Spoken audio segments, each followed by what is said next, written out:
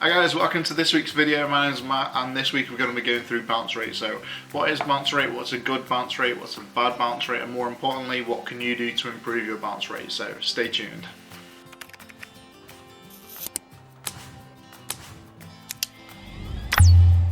First of all, if you're new to the channel, then don't forget to subscribe. We upload every single week covering the latest topics, trends and strategies to keep you informed on the latest digital marketing insights. So let's jump straight into it. So what actually is bounce rate? So let's just go into the dictionary definition first. So the dictionary definition, according to Google, is the percentage of visitors to a particular website who navigate away from the website after viewing only one page. Okay, so first of all, we track this metric in Google Analytics. If you haven't got Google Analytics installed, then you must install it. So it's just a simple piece of code in the header of the website. Basically, all that does is allows Google to track users on every page of your website. So make sure that's installed. From that dictionary definition to what it actually means is when people come onto your website from whatever traffic source, so whether it's from organic search, social, email list, where it's direct, so people type in the URL. However they get to your website, it means that when they come to your website, they only visit one page and then they decide to go off. So they either land on it and then click back, or they click the X in the top or right or left hand corner, or they type in a different URL. So essentially, it's when someone comes on and then they leave straight away. So hence the name, really. So they come on and then they bounce off. So simple as that. The $1,000,000 question: what is a good bounce rate and what is a bad bounce rate? Now this is completely subjective on your industry, your website size, how you're driving traffic to your website, what your current website's like, all these different factors. But what we've done is we've aggregated some facts and figures over the different clients that we manage, and we've kind of come to the conclusion that around 80% or more is very bad, between 70 to 80% is quite poor, between 50 and 70% is average, between 30 and 50 is excellent, and if your bounce rate is around 20% or lower, then it's likely that you've got a glitch on your website. So make sure that code's installed on every single page on your website, as you don't want any data to be skewed. The first reason why people may be bouncing off your website is people couldn't find what they were looking for.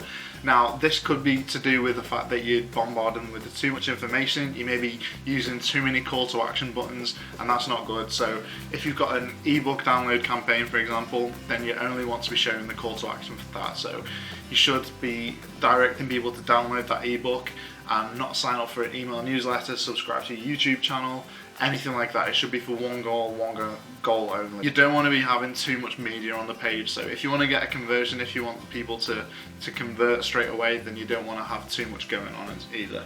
So you want to keep it straight to the point and get people to have the information as quickly as possible. So all the information that people need should be above the fold. And then if people want to find out more, if they can't quite figure out what exactly is on the page, then you should make it so it's scrollable on the page. So if you've got some copy below the fold, then you should have clear big headings so that people can actually find out what's on the page, so they can quickly skim and see if it's still worth staying on the web page. So make sure that is in place, and this leads nicely onto our next point about landing page design. People's attention spans are really short, which is why it's essential to capture people's attention really quickly. So this helps if you've got a really well designed landing page.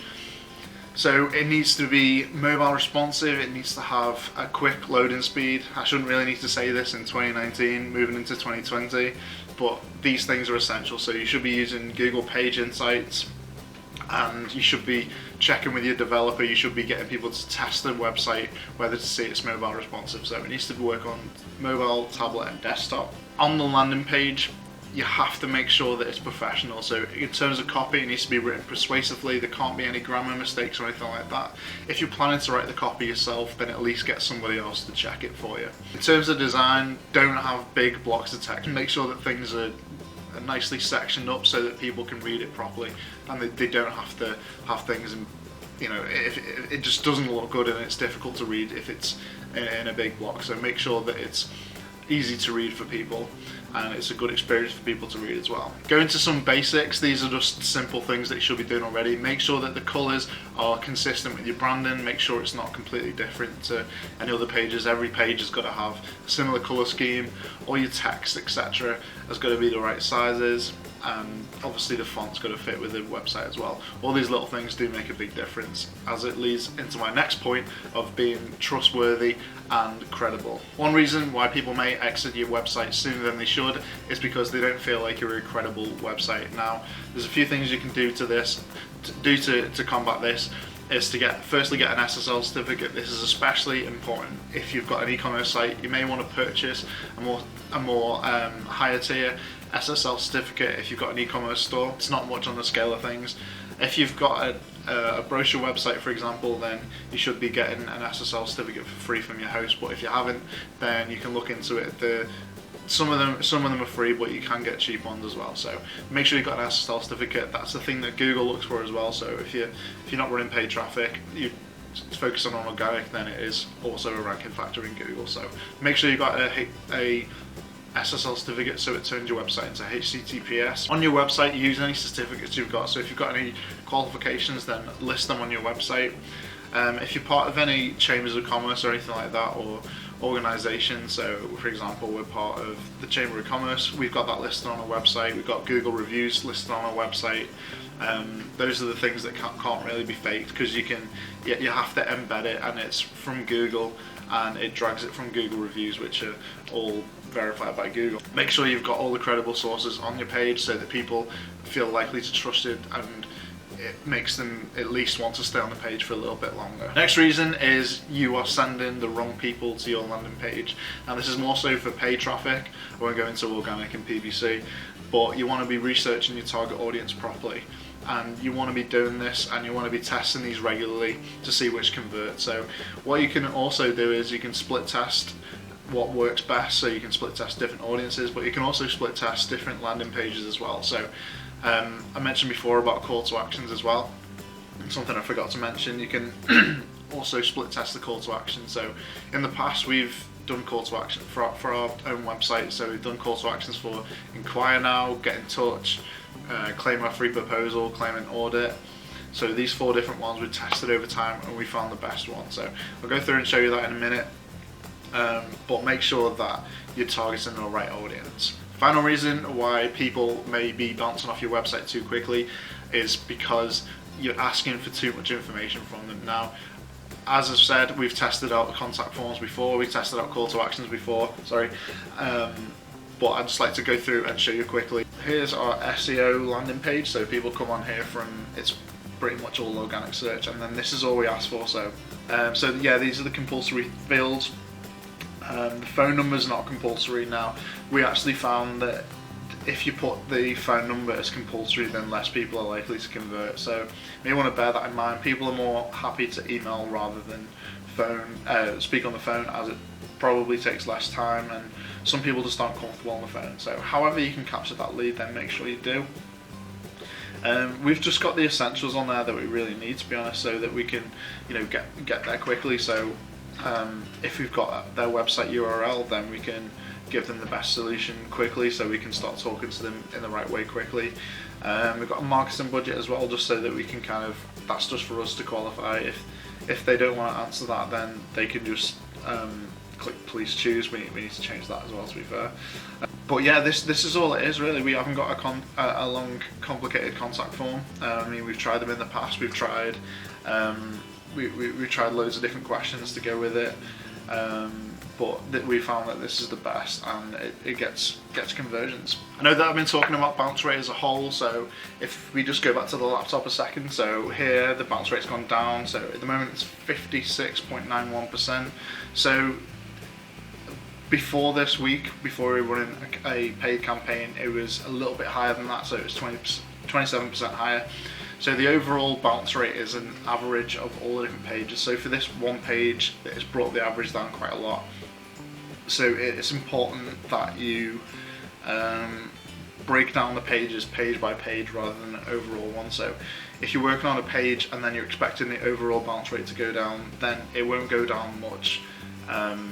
it won't go down much at all, because if you've got 50 pages on your website, for example, then it'll bring it down very minimally. But if you focus on it on a page by page basis, then it's much more likely to do well. So here the bounce rate is pretty low. If 35%, we're pretty happy with that, to be honest. But if we can get it to 30, then that's even better. So this is actually what it looks like on Google Analytics. What we can do is we can look at the breakdown on different devices, etc. So if we look at the bounce rate, so the bounce rate is really high on desktop, so maybe we need to improve the design of the landing page on the desktop, or the speed of the desktop. That's something that we need to test. Maybe we just need to turn off the paid advertising for desktop on Facebook. So we're doing the campaign on Facebook. Maybe we just need to do it for mobile. So if we just look into it a little bit more, then there's just some simple little conversion rate optimization changes that we can do. So yeah, the key point is to just break things down page by page rather than looking at things the whole site wide. Otherwise, it's going to be a lot more difficult and take a lot longer to bring the overall bounce rate down. So focus page by page rather than measuring the whole bounce rate. Next thing I'd like to show you is something to do with internal links on your website. Now, if you don't know already, a 404 link on your website is a broken link. So if someone clicks on the link and then it breaks, then this is bad not only for SEO but for user experience. So if people click on a link and it goes to a dead page, then people are likely to leave your website. So that's why it's important to redirect links and pick up so that it goes to the right page. So if we just jump into Screaming Frog, so Screaming Frog's some technical SEO software. There's the free version, and then there's also a premium version. So just put your website into the top here, and then choose the response code. And then you've got a list of your web pages here, and then if you click status code, and then you'll see the 404 error here. So we've got a 404 error, so on the website somewhere we've got the link youtube.com/flyhighmedia. Now this link actually doesn't work, and we need to change it because we don't actually have that URL for our YouTube channel yet. So we need to change that. All these other links, so the 301 link, so I think the new pages that we've directed from old ones as well. So make sure that the links that are broken are redirected to different pages, the new pages. Next piece of software I want to introduce you to is PlotJar. So if you're not into numbers, not into number crunching, and you like to see things visually, PlotJar breaks it down to video. So you install some code again, and then you can actually see how people interact with your website. So this is somebody scrolling on our website. You can see how they interact with it, so what they hover over. So from this you can see that someone's landed on the website, saw what we did, see who we are, and then look at the case studies that we've done, and then they're looking over like a basic overview of what we've done. So that's something we can look at. So that's the end of this week's video. Sorry, look a little bit different today. Some technical issues whilst we were filming the end of the video. Hopefully you still find it valuable and useful, and we'll be back with another video next week. So don't forget to subscribe, and we'll see you again next week.